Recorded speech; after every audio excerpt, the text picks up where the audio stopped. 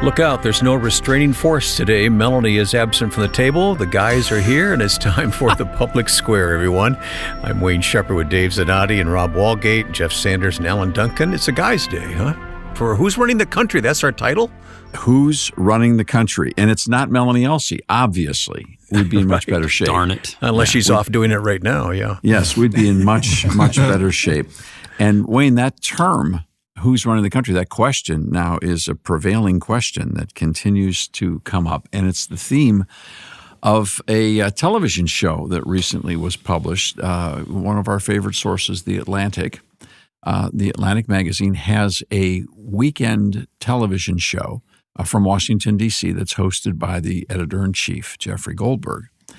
And Mr. Goldberg, as you know, is the primary character in the Signalgate scandal. Mm-hmm. And so he's getting better and better known as we work our way in and through the Trump administration. He recently brought the two authors of the book Original Sin in, Alex Thompson and Jake Tapper. And these are the authors of a book that now is becoming very well known.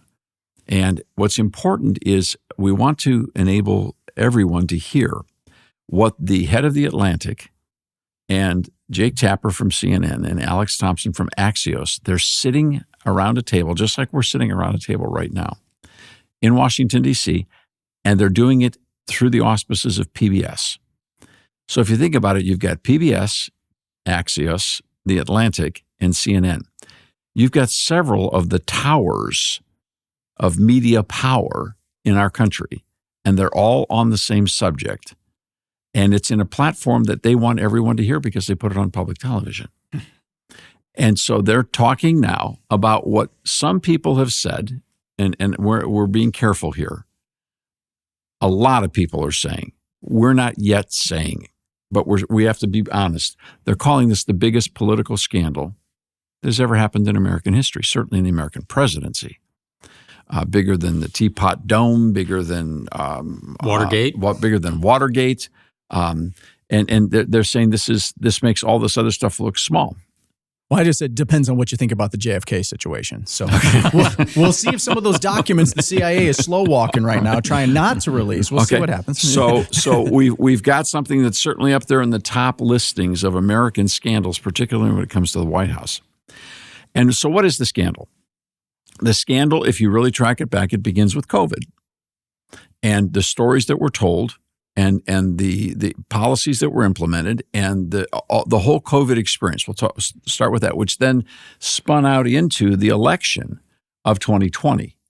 And you had the car stop elections, the beep beep elections and the rallies and the masks and the campaign from the basement, which then turned into an election, which then turned into an inauguration and an administration, which then turned into 4 years, which then pivoted to a re-election campaign.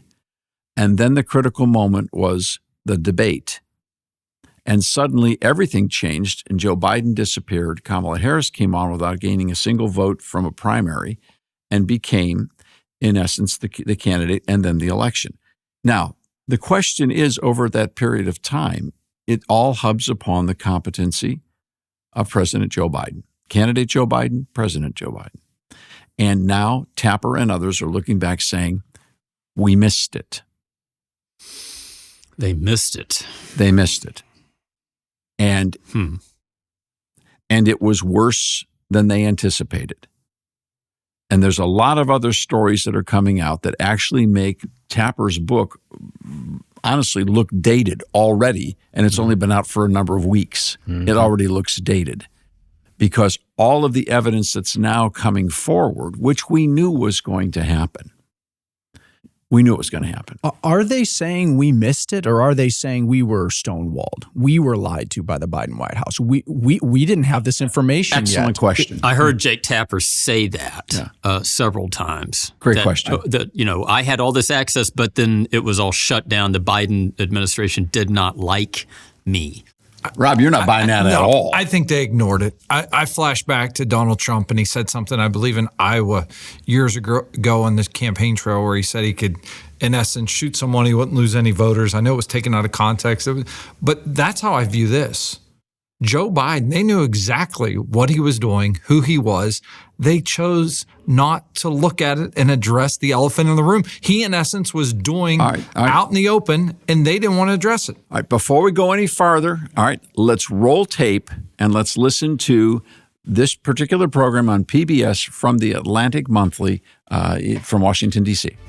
Once again from the David M. Rubenstein studio at WETA in Washington, editor-in-chief of The Atlantic and moderator, Jeffrey Goldberg.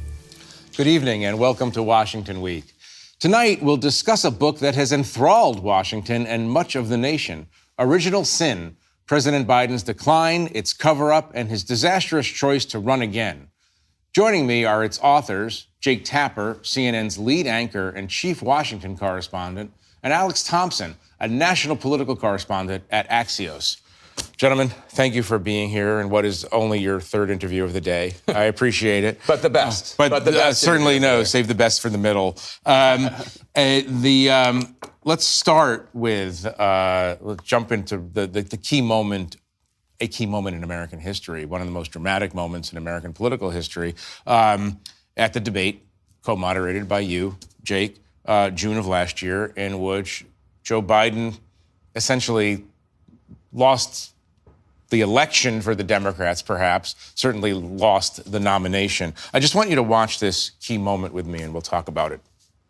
We'd be able to help make sure that all those things we need to do, child care, elder care, making sure that we continue to strengthen our healthcare system, making sure that we're able to make every single solitary person eligible for what I've been able to do with the with the COVID. With dealing with everything we have to do with. Look, if we finally beat Medicare. Jake, it's painful. It's painful to watch. You're sitting 15 feet away. Yeah, something like that. Maybe next to Dana Bash, your co-moderator. What are you thinking at that moment? I'm thinking, well, what I wrote on the iPad to communicate with the control room is what I was thinking, a very clean version of what I was thinking, which is holy smokes. That's what I wrote, holy smokes. I couldn't believe it. We had all watched Joe Biden through the years, and we'd watched him becoming elderly. But this was something else. This was addled. This was non-functioning. This was not able to follow his own train of thought. And you know, this isn't just like catching him at the beach and asking him a question when he's not in the right spirit, or not in the right state of mind. This is the debate where he needs to prove his acuity and ability to be president, because so many Americans were worried that he didn't have that ability. Right. You're watching it, I assume. Yeah, in Atlanta. And you're you've already been reporting, obviously, on Biden and some of the doubts and worries about Biden. What was going through your mind? That even though that honestly, I thought it was bad, I did not think it was this bad. And it was sort of shocking that they had let him go out on that stage, especially given that so many people around Joe Biden have been around him for so long and say they love him.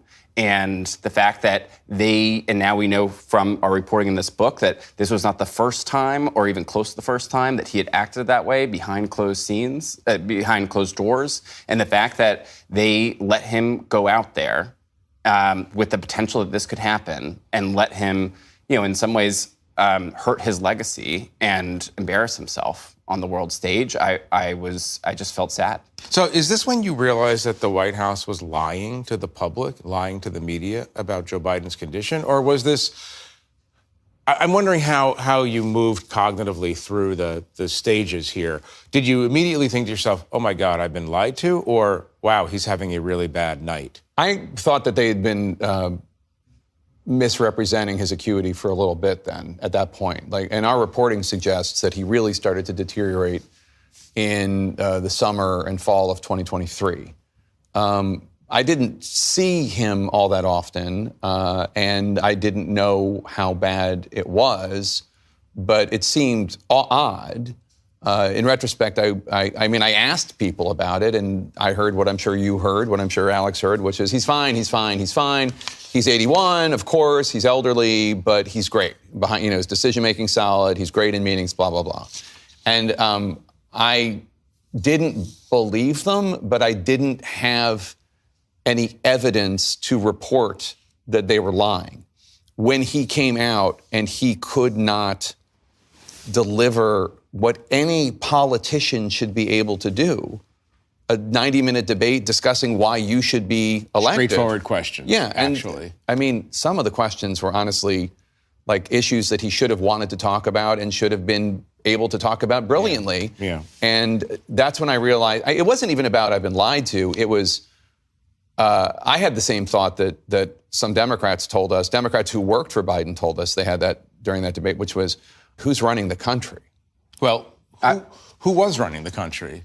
So set the context again. What were we just listening to, Dave? We were listening to The Atlantic, their program on Sunday nights from Washington, D.C., with the two authors of Original Sin, the story about the Biden presidency, the Biden health, the Biden scandal. You could put a million different lines on this.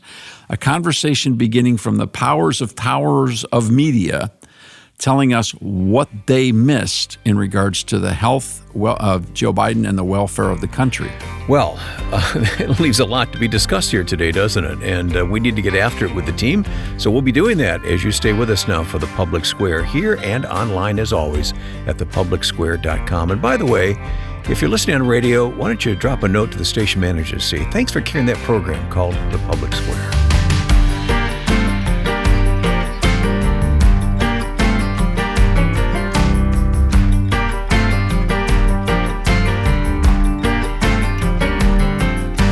We'll be right back for more on The Public Square.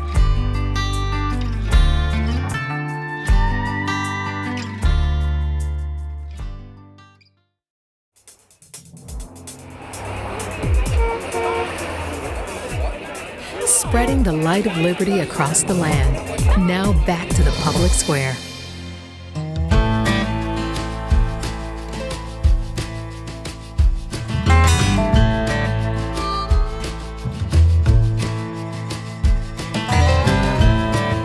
All right, we're off and running with The Public Square this week, and the team is here. Alan, you want to have the first reaction to what we heard a few moments ago? Well, not necessarily specifically what we heard, although it's the authors of this book we're discussing. The book entitled Original Sin. I have not yet read the book, but I've obviously heard the authors discuss it and people talk about this book. To me, the title itself is almost religiously offensive to Joe Biden himself. No, we understand Joe Biden is a Catholic. I had a hard time connecting the title too. Yeah, well, if anything, this could be your final sin.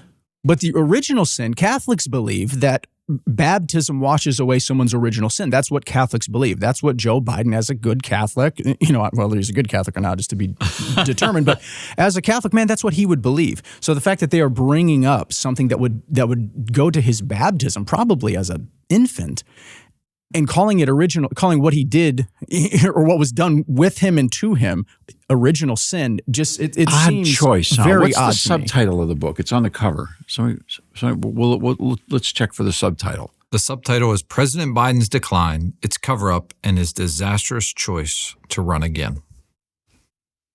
So what's the original sin? Yeah, whose sin? Maybe it's not. Maybe they're not saying it's his sin. Whose sin is it? Okay, that's truly baffling, isn't it? Is it his attempt to run for president? Is that it? I don't. Well, they just listed 3 or 4 things, which we had actually listed as well. So which one was the original? It was which one come first? I don't know. It's very interesting. Strange choice, huh? Maybe it's just a marketing title. Very strange choice. Yeah.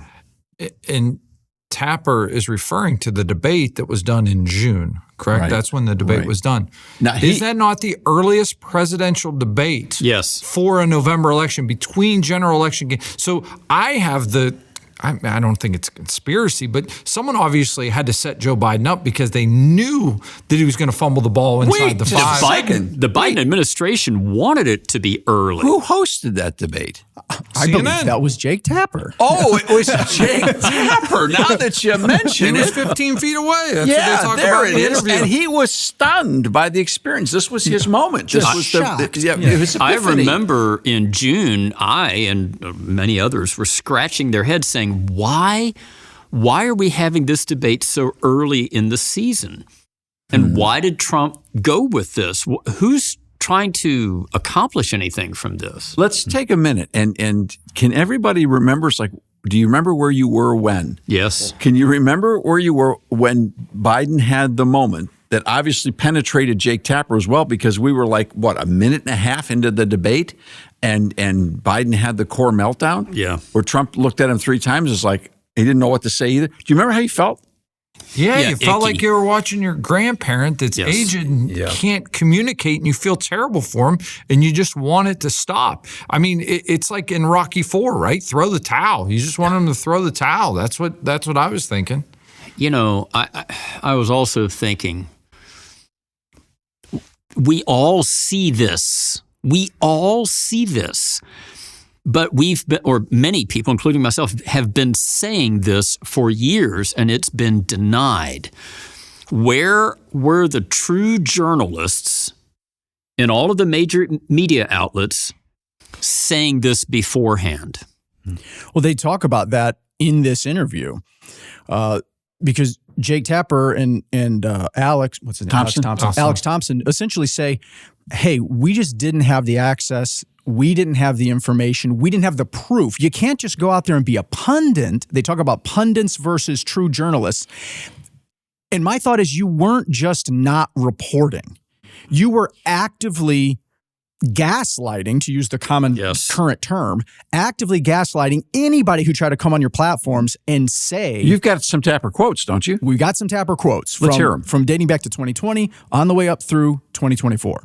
How do you think it makes little kids with stutters feel when they see you make a comment like that? It's very clearly a cognitive decline. Okay. That's what I'm referring to. It makes me uncomfortable. You have I can't. That's so amazing. It's so amazing to me that try and figure out an answer. A cognitive decline. President Biden embraces his stutter, talking about it, while Trump mocks it, exaggerates it, belittles it. He's sharp physically. I mean, mentally. Yeah. I think the question is physically, right? Right. More so? Right. Right. And the guy who's his chief opponent is only 3 or 4 years younger than him. Exactly. I mean, you have questioned President Biden's age, mental fitness, ability to lead.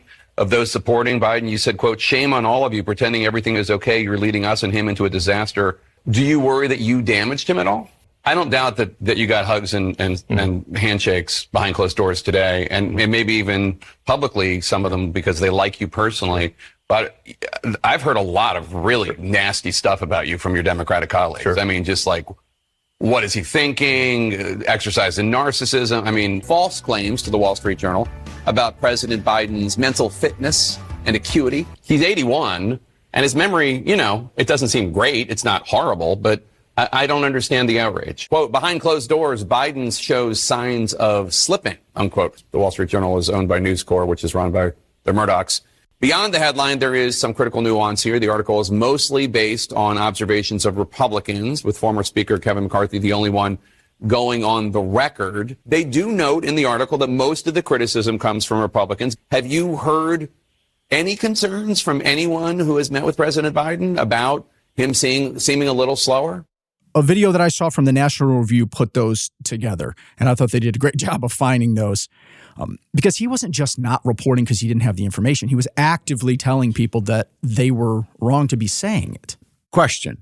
Anybody seen the movie was it All the President's Men? No. What was the movie about Watergate, focusing on Bernstein and Woodward? Yeah, All the President's Men. That was it. It was All the President's Men. Yeah, okay, that was the years title. ago. Okay, so how much access did they have?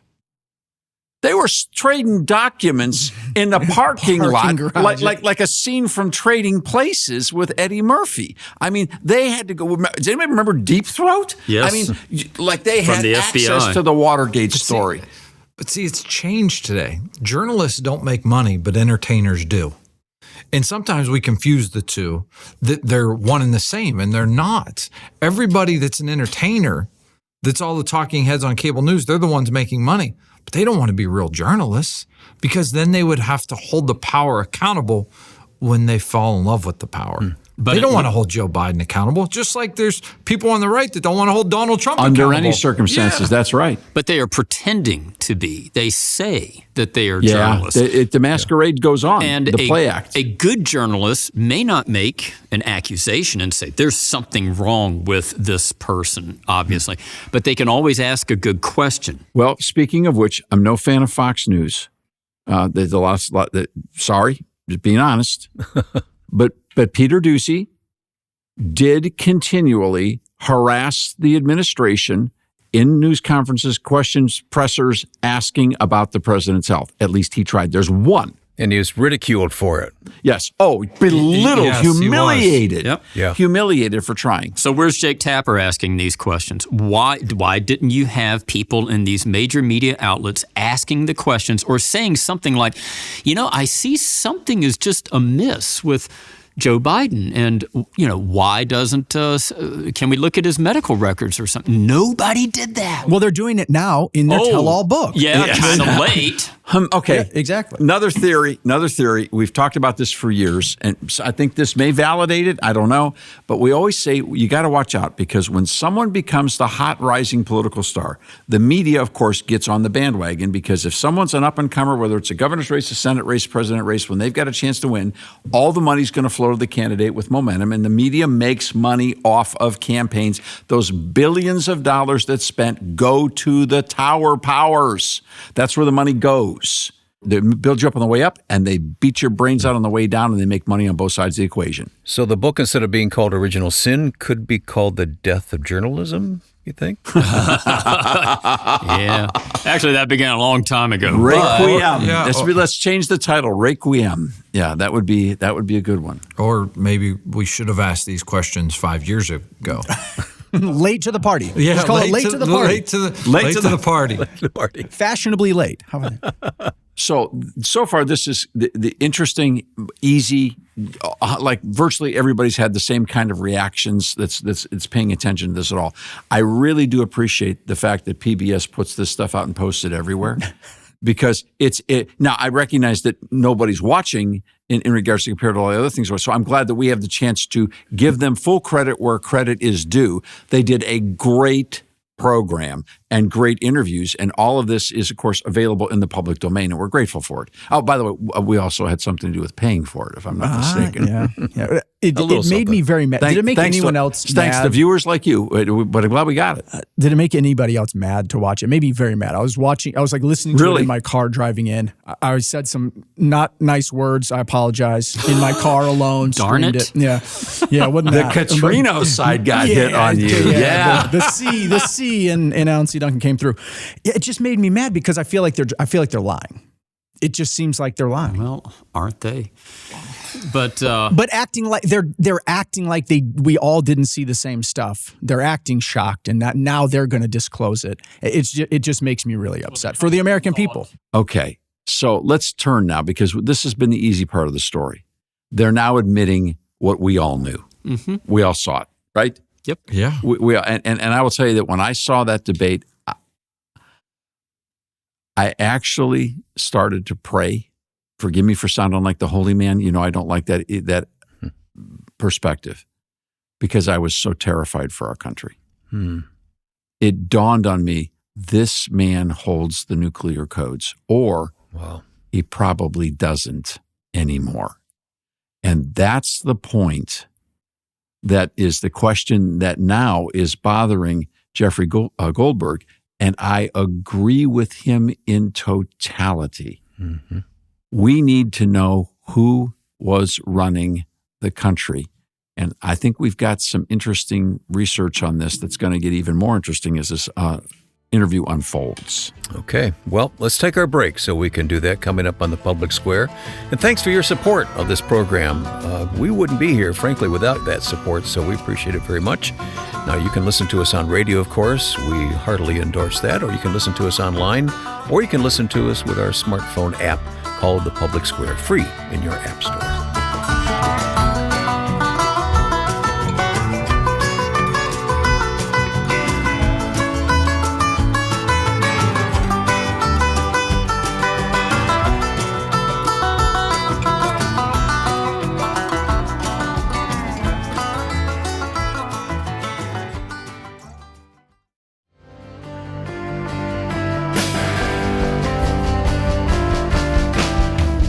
This week's topic on the public square, who was running the country? Provocative question.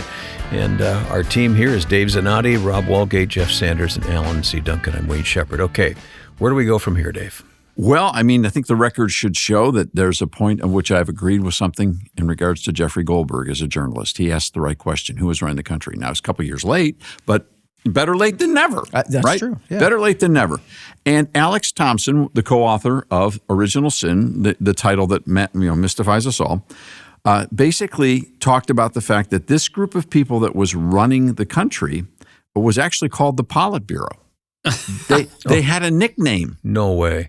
Of all the names you could pick out of politics, and you that's would pick the term the Politburo. they used in their book. Yeah. The Soviet governance term. So Jeffrey Goldberg says, give us the names of 3 or 4 people. And now they're starting to talk. Now, some of these names people wouldn't know. Mike Donelon, which was one of Biden's advisors. Steve Ricchetti, who was a legislative liaison. He had friends like Bruce Reed. Depending on the situation, or according again to Thompson. And then he brings up the name Ron Klain. Now let's stop right there, because there's a bell ringer. Mm-hmm. Ron Klain was the chief of staff in the White House. And he joined the White House, moving from his office at, anyone? CAP. Mm-hmm. Center for American Progress, funded by George Soros, run by John Podesta. Our friend John Podesta, yes. And not the first time you brought this name up to us, Dave. Another moment of Shepherd humor. No, it's sort of like I don't mean to be funny. No. I mean, you've brought this name up before. I can't stop bringing it up because you'll notice none of these people mentioned that fact. Well, and he's no stranger to the White House, having served in some capacity when Joe Biden was the vice president to Barack Obama. So Ron Klain is not new to the White House. He was new to the administration when Joe Biden was president. He goes from Biden's vice presidency to CAP, which is funded and founded by George Soros and John Podesta in 2003. And then Klain comes over to become chief of staff. Just recycled. And you would think that it was probably because they couldn't move Podesta over there because Podesta was running the Obama administration. You can't just keep bringing the same guy back all the time. So they were going to go with the 2 guy. All right. So, and he was going to be the cover. Well, that didn't last very long. The reason it didn't last very long is because once the Green New Deal, which was called the Inflation Reduction Act, got passed, there was trillions of dollars, I think it was at least $1 trillion, to dispense. So John Podesta comes back into the White House and is writing the checks and managing the appropriation of those dollars. But you'll notice Podesta was in the White House, never mentioned, and Klain left. Klain left to go to the campaign. Podesta comes in and is writing the checks, but Podesta's name is never there. He is the most protected person in Washington, D.C. John Podesta. Why? And does Ron Klain mentioned as being from the Center for American Progress? No. Okay. Sounds like a movie, doesn't it? So who's running the country? Well, they've given a list of people. I think they've left some names off, but it's clear that there was, in fact, a Politburo. Everybody knew it. The country wasn't being run by Joe Biden. This book gives us, and they say in this work that they have interviewed, I believe they said in the reviews I read, 200 sources were interviewed for this book. So does it make you nervous at all then that so many documents and pardons signed supposedly by Joe Biden were probably signed without his awareness at all, even if it was truly in his own handwriting? That he's signing things where he's actually on record as saying, I don't even know what I'm signing. Jeff, who are you? Who am I? I mean, Jake Tapper's now agreeing with you. Jeffrey Goldberg's asking the same question. Hey, Jake, who was running the country? Hey, Jake, I was saying this long before you came around, you know buddy. What? But he's going to tell you that he called him, that they're calling him the Politburo. Now, you didn't even have the courage to call him the Politburo. Actually, I did. Nobody heard me, but anyway. There was a line. I digress. There was a line in this interview from Goldberg that jumped at me, and I went and had to go read it in the transcript. And I'm like, wow. And it said, Goldberg says, and by the way, the only people who were kept further away from Biden than the press were the members of the cabinet. But that's a separate subject. Whoa. And I'm like, you mentioned those names. Those were the inner circle. Those are the people those were the people that were allowed to be close and know what was really going on. But as cabinet, they were left in the dark on all this. So if this was a deposition, we'd be at asked and answered. All right. You've already asked, you've already answered. It's the Politburo. Thanks for bringing up the question, Mr. Goldberg. We appreciate it. Thank you, Mr. Tapper. Thank you, Mr. Thompson. And thanks for answering the question. After interviewing 200 people, there was a Politburo, non-elected people who were running the country because Joe Biden could not. But the media and the Democrat Party were covering for him. That's the sin. What does the book say about another obvious choice? That's Dr. Jill Biden. What do they say? You wonder how much influence she had. My personal suspicion is she had way too much influence, but I cannot prove that. Yeah, they did mention family in that piece, right? In the interview. They mentioned some family. They did. And the one common thing that they mentioned in the interview, and I believe through the book, is that many of these people thought they were rallying for a cause, that cause not being to support Joe Biden, that cause being to go against what they deemed as evil, and that's Donald Trump. That's how they justified their actions. All right, well, we need to transition into that conversation, but I got to be fair to listeners, Wayne. We've got to give them a chance to go get a dictionary, all right, or bring it up on your phone. Politburo? Politburo we got. Yeah, we understand. That's well known. The word we've got to get to now is existentialism. Oh. Because in this article, you will find that the terminology that's used, and Mr. Thompson uses it in a most interesting admission, is the idea that how bad would it have to be before you would be a participant, evidently, in this original sin? How bad would it have to be? Now, to be fair, a lot of people are so angry about this across the political spectrum that they're asking, when does the prosecution, when do the investigations, when do the indictments and all that sort of stuff come? I'm going to be honest with you so we get this clear and clear the air, because the conversation that's going to follow is very, very important. My personal hope at this stage in the game is that there is never any time wasted whatsoever trying to, quote, bring people to accountability. Because what does it profit? It's all been done, and by the merciful grace of God, our country survived. This is not to say for 1 second that we should ever forget what was done, how it was done, why it was done, and do everything we can to make sure that it never happens again. But the whole idea now of chasing back over to accountability, you got to ask yourself, where would you start with a criminal action? What's the crime? That you lied? Well, why do we have a 25th Amendment?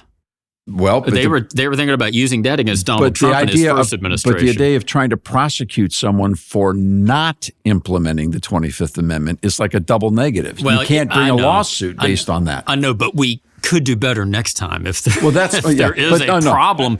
If we have people with a conscience. I'm agreeing with Senator Clyburn. Let's move on. But let's never forget.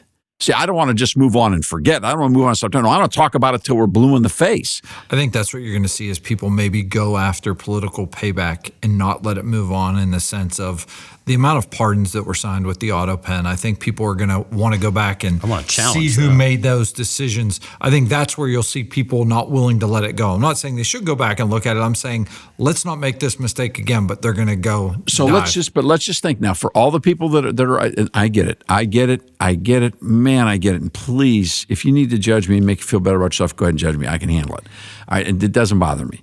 But understand something. If you're going to get even a remote chance at a conviction, you're going to have to bring Joe Biden on the stand to say, I didn't authorize those pardons. Mm-hmm.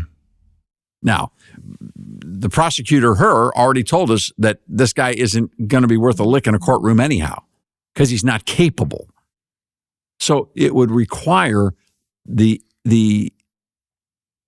full attention and I don't know how else to say it, the credibility of the witness. And at this stage in the game, it's just never going to happen. And by the time it happens, I mean, what are the odds that Joe Biden will even be here? Yeah. Got to take a break. We'll come back. A great conversation today on the public square, as always, but very helpful to process together. So you stay with us.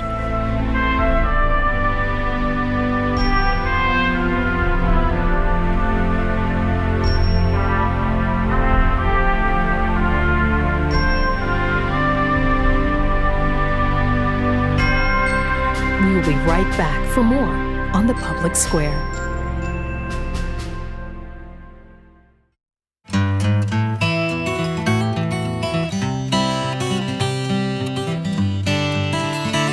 Let's pick up right where we left off on the public square. I actually got a lot more to talk about here today. I have a question for you all, and I know we're going to move on to some other important conversation here, but we're talking about who was running the country. There was a deposition that Joe Biden gave where the result was specified as he was answering as an elderly gentleman. What was that deposition, and where were the journalists picking up on that? That was the Hur report, and it dealt with the removal of classified documents and information that Joe Biden would have been privy to. And over a significant number of years and offices. And Robert Hur basically concluded that he was an old man that was forgetful and his testimony could not be relied upon under oath or on the stand. And of course, since we've seen some of the video of that actually, which didn't come out at the time. Yeah. Right. And they could have released the full transcript. The video, I think, had that come out. But again, where were people calling for that on both sides of the aisle? There seemed to only be one group. You got to give the Politburo some credit. They hit it. They did a really good job at they what run they were interference. trying to do. They ran the interference. And some people say, well, that's treason. Well, no, wait, whoa, it's not a capital offense. Yeah. Okay. I mean, politicians lie all the time. What law did they break? That's it. What law? Show me the law. That's and look, I wish Jake Tapper and other journalists had been curious enough to clamor for this. But if we sat here today and tried to create a law to prohibit it from happening in the future, you'd go, this is a really stupid law. All right. I mean, if we've got to do this, what's the point? Well, let's go back to what motivated them to do it. That's maybe the place where we really, truly need to focus. Mr. Thompson basically gave a general answer to that question as to the why. And what he said in a number of places, he said it on the Atlantic show, he said it on Fox News, is that he basically said that the fear of Donald Trump was so great that for these people in the Politburo and all their associates that were covering up this serious threat to the country, that they justified that because Donald Trump his election represented such an existential threat to democracy that they had to do whatever they had to do to keep that from happening. Didn't they say even do undemocratic things? Even do undemocratic things. So first off, when did the word democratic become a definition for moral virtue or the lack thereof? which is an interesting way of getting into this question of understanding why they use the word existential. Now, there's two places where this word is overused ad infinitum. The first one is in regards to climate change.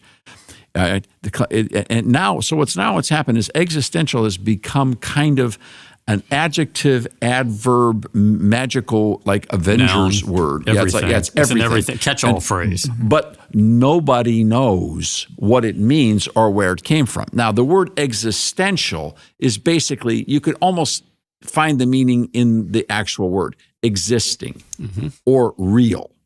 It's a real threat. You could say, all you have to say is he's a threat. All right. The presumption is you say he's a real threat. We understand that. He's a real threat. He's a very real threat. He's a threat to your existence. That's what it is. And when you he's an existing threat to your existence. When you say global warming or Donald Trump are an existential threat, literally what you are saying is by his own existence, he is a threat to your you, existence. By the global warming, assuming it is true, by its existence, it is a threat to you. So what do you have to do? You have to get rid of what is existing to remove the threat to you and your freedom, which in the case of Donald Trump, they tried twice. Now, somebody tried twice. The word comes from a movement. Mm-hmm. All right, the movement is a philosophical Existentialism. school. Existentialism. And that word didn't really reach its way into our culture till the 1940s, all right, according to word histories. So existentialism, according to Webster's dictionary, a chiefly 20th century philosophical movement embracing diverse doctrines, but centering on analysis of individual existence. Ready? Mm-hmm. Individual existence in an unfathomable universe, and the plight of the individual who must assume ultimate responsibility for acts of free will without any certain knowledge of what is right or wrong, good or bad. Mm-hmm. Francis Schaeffer used to talk about existentialism like a person in a circular room that is pitch black, walking along the sides of the walls looking for a light switch. That's how he described existentialism. Yeah, in existentialism, there is no absolute truth, right or wrong, and there is no way you can discover truth, right or wrong. And so you ask the question, well, is that true? But you're alone in the universe, so all you get is the echo of nothingness. That's right. So in essence, existentialism is about your nothingness. Yes, it's nihilism. Yes, there is no meaning. Ultimately, you can't. Now, and so the applied religious experience of existentialism is if you have an existential epiphany, you come up with the reason to jump off the bridge, all right, or to jump off the cliff. In other words, it's like not I think, therefore I am. It's I act, therefore I be. I feel, therefore. Yes. And so my existence is now all that I've got. It's just me. And there are some thinkers who kind of blend the two thoughts a little, like a Soren Kierkegaard. Right. He didn't use the term existentialism. People try to lump him with that, but he was working it out through his faith as well, though. Correct. So this is where the idea of Donald Trump represents an existential threat to democracy it's kind of like, I guess that's the biggest possible indictment that you could lay out there. And it then becomes the single biggest motivator to be able to break any other codes or rules or ethics or protocol to fight the existential threat. Because nothing else matters except what you feel about and the the threat ends at justify the means. Yep. So even if you have some concerns about what kind of president Trump would be, it doesn't rise to the level that they were discussing. Well, this is interesting because they do this all in the context, Wayne, of democracy. All right, so he's an existential threat to democracy. Well, now what's democracy? Democracy in the modern era is fundamentally saying that our government does what our public opinion polls approve. And if it doesn't, then the government's out of order. Yeah. Unless, of course, the public opinion polls are found to be discriminatory against a protected class in the left wing, in which case then the polls are wrong because the people are wrong and they're just being discriminatory. So it's kind of going back to that dark circular room with no lights and no light switch. You get lost in the vortex of democracy being simply about opinions without laws. Well, I also think it kind of gives them the excuse that they could deny truth. I mean, they know the truth is right in front of them. However, their fear of the if come says we don't have to accept the truth because that truth could be even worse, when they have no idea what it's going to be like. And they would say, well, yes, we do. We'll look at 2016 to 2020 and we can tell you exactly what it's going to be like. Look, I'll play the game. I'll give them the credit of their existentialist point of view. I'll credit their fears. I'll even try to forget what the Declaration of Independence says for a moment about what we're supposed to be doing here. But I'm still confused as all get out as to how we get out of the pitch black room. I mean, if I want out of the room, how do I get out? I just keep making decisions and we're spiraling downward, and where are we going? And it's like if the clock hadn't run out on these guys in regards to the terms of office of the presidency and election, where might this thing have ended up? Scary thought, isn't it? To me, it's the ultimate playing God. I can predict the future. I will save you from the existential threat. If we go back to, was it 1 Samuel chapter 8 that we talk about? Yeah. Often, God tells the nation of Israel, they said, hey, we want a king. He says, that's not going to go well for you. He can see the future. Yes. He is telling you, you could say he'll be an existential threat to you. You could say that. You could say that. He's going to take your kids and make them his slaves, okay? He still gives the people the choice. And that's interesting because existentialism requires free will. Yes. And so you are a stage player. You're not totally victimized. You are a stage player. But this current Politburo did not want to give the American people the choice. Got to pause. We got a final segment coming up on the Public Square for almost all of you. A few of you have to leave us at this time, but as always, please listen to the rest of this program at thepublicsquare.com.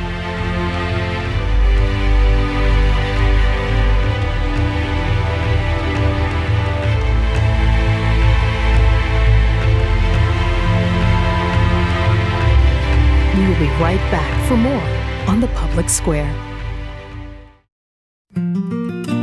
Let's see, there's our tithe, food and clothing budget, taxes, all the insurance, and the car payments. Where's the line in your budget that helps pay the bill for fixing what's wrong in America? Log on today at aproundtable.org and join the growing team that's giving every month to get America back on track. Make your monthly contribution to aproundtable.org.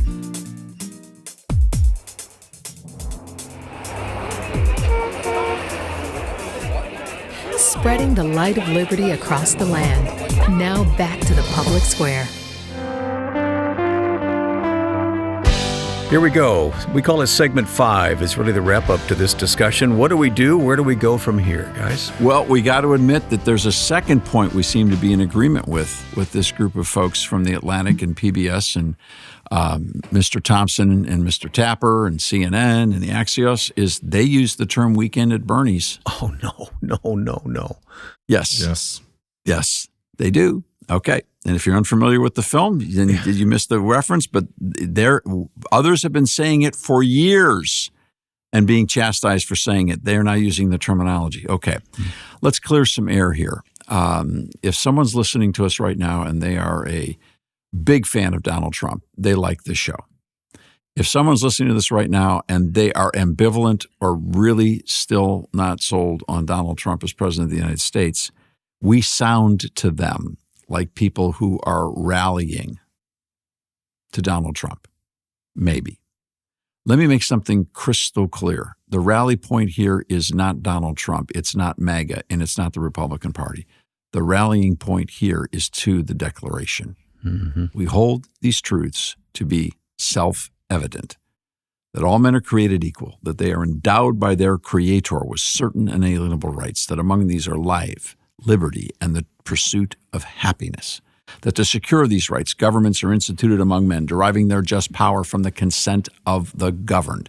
This is a government built on self-evident truth, not pragmatic realities in the moment that enable you to make a decision because of your fear of an existential threat to defend a system of government that we never established called democracy. This is a representative constitutional republic anchored in the reality that there is a God in heaven and he is watching us and he doesn't like it when we lie to each other.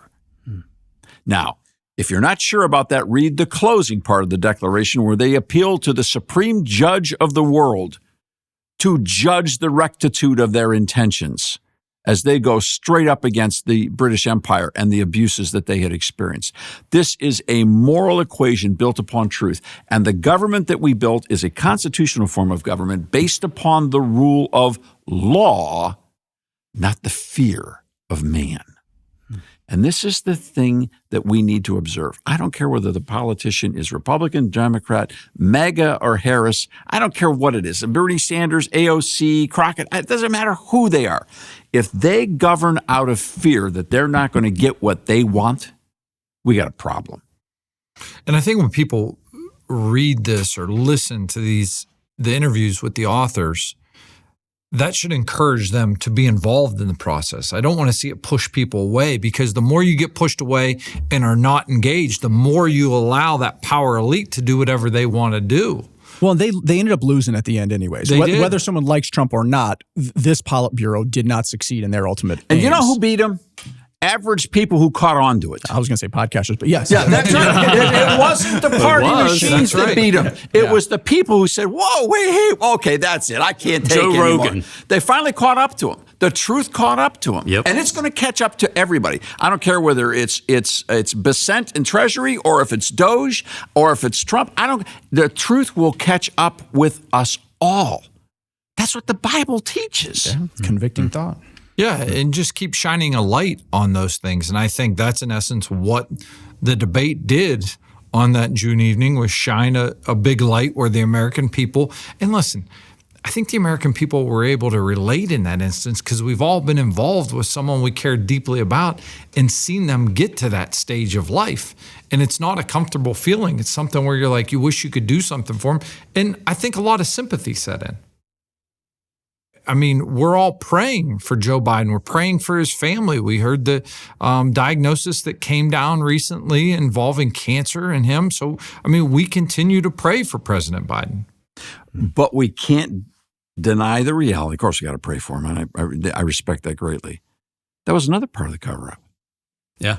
I mean, come on. He doesn't have a PSA test for 10 years? Yeah, that doesn't suddenly come on. No. After a diagnosis of BPH, of enlarged prostate, and then you don't do it. No, there's just no way. There's just no way. So what does it hurt? It hurts because we want to believe that we can trust people who we vote for. Now, we're not naive. We don't think we can trust them all the time in every place, in every way. We know compromise is a dirty word, and it's going to happen. Politics is a dirty business. And if we're somebody that says, I just want to be so virtuous in my life that I don't want to touch politics because I don't want to be dirtied by it, you know what? And I'm telling you, I can't help you. You got to go back and rethink that. You got to read the Bible. You got to go talk to Jesus, because that's not where he is at. Okay? The Lord Jesus can handle all of our dirt. That's why he died on the cross. And we don't elect holy men. People on the radio are not holy men and holy women. We're just normal sinners like everybody else who need a Savior.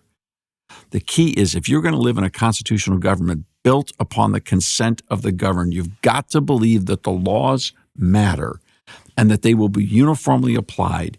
And when somebody gets caught, I mean, there's no illustration. You can say, put your hand in the cookie jar. I mean, the cookie jars aren't big enough. You can't go, when you get caught at this level of scandal, then the answer is you got to fess up. You just got to fess up, and we got to learn from this experience. Now, one other thing that Tapper and Thompson talk about, and this is significant, is the diminishment of the parties and the authority of the administration. We don't have time to get into that right now. We're going to go ahead, we're going to turn the cameras on, and we're going to go into a TPS Express format, and we're going to talk about that particular quote, because that opens up a whole nother question. But for right now, I want to just kind of bring this plane to a landing, so to speak, that is there ever a justification? Is there an existential threat that's big enough that you can justify breaking the law, that you can justify trying to do the right thing the wrong way? And somebody said, well, if there's a war. Well, wait a minute. If there's a war, we'll pass an act of Congress and we go to war. There's a space for that. I mean, does what they did justify literally establishing a Politburo, literally running a country outside of the entire electoral process in complete divorcement from the Declaration of the Constitution? Is there any way that anybody can justify what was done? Boy, if it is, please visit us at thepublicsquare.com. And oh, by the way, the idea that Donald Trump's an existential threat, that's already been taken, so you can't go that one. If you can come up with any other reason other than I hate Donald Trump, there'd be another. Okay, because if we're going to be a nation of laws and not a renegade nation that no one can trust the leaders, we got to get over this kind of stuff. Or can we? Because this, to me, is the perfect example of what 30 and 40 years ago we heard people talking about, that going to moral relativism and sociological law, this is where we would end up. You know, there's something else maybe we could bring up on the TPS Express version, which is on many radio stations, but also online at thepublicsquare.com, is the historical situation, the context of President Wilson having a stroke and his wife, who had not been married to him for very long, became the de facto president. Looking back in history, we realize that now, don't we? Yeah, Edith Wilson, pretty much she and his family doctor and a couple of others pretty much ran the White House for the next year and a half until he was out of office. Now, he was not as mentally impaired as Joe Biden was, but his whole left side was destroyed. And emotionally, he was very distraught. And she screened very carefully any communication from Congress or anyone else. And so she signed a lot of things, did a lot of things for him. The difference here is how brazen it was. When you have all the cameras everywhere, everyone has a cell phone and a camera in their pocket. You see Joe Biden falling off of bicycles. You see him falling up staircases. Everybody can see the sad deterioration of this man, but you're told, hey, don't believe. Look over here. Don't believe your eyes. Yeah. Back in the day, you could maybe hide it a little better than you can today. True. And as much was not at stake. In World War in 1919, 1920, we didn't have nuclear weapons and the possibility of nations destroying us. We'll keep talking to TPS Express when we're out of time. Okay. All right. Check it out on radio and online at thepublicsquare.com and also on YouTube, by the way. The Public Square on YouTube. Get out of my head. Leave me alone. Get out of my head. It's about time that you let me go. The Public Square is a broadcast service of the American Policy Roundtable.